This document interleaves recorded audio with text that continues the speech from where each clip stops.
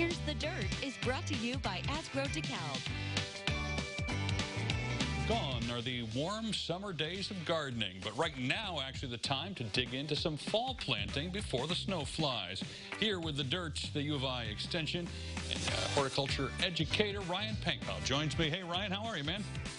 Hey, pretty good. How about you, Tim? I am well. I typically think of, fall as harvest time when you're reaping everything you've planted, but apparently you can still plant some things now, and then once you do, you got to take care of them.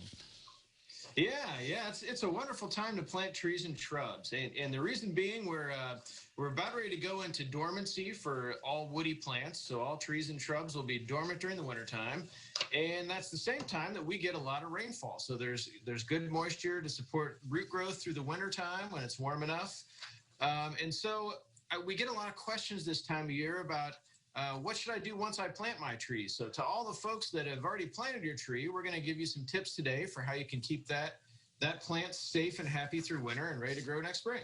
Okay, so perhaps you've just planted a tree or a shrub, and now you've got to make sure that by the time we get to spring, it's still alive.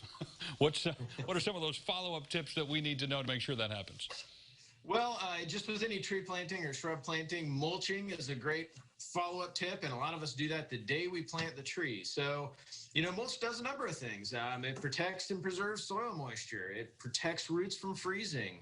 It protects your tree from all the stuff that we do around it, like mowing and any other maintenance activity. So it's not only protective for plant health from a standpoint of preserving moisture and root health, but just for a physical barrier between other things that happen in the landscape. So that's one of the first biggest tips is to, get that mulch on when you plant the tree, but over time, over the winter, this is going to settle. All the planting hole and the mulch and everything you've added there is going to settle. So it does pay to check a few times over winter that your mulch hasn't settled out and become too thin and exposed either some soil or some roots. So we recommend kind of checking that and just making sure for these colder winter months that you have a nice, about 4-inch layer of mulch to kind of protect from freezing and insulate those roots from freezing.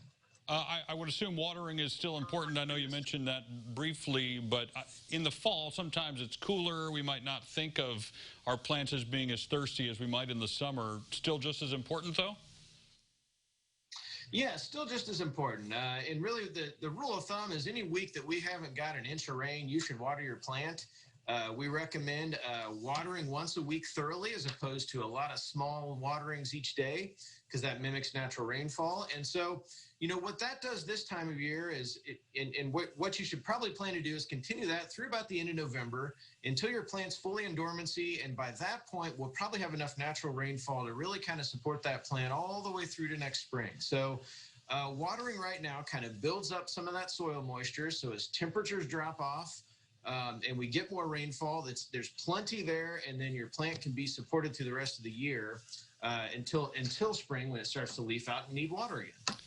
You had some don'ts listed of things that you should absolutely not do when you're following up on your plantings in the fall. What are those?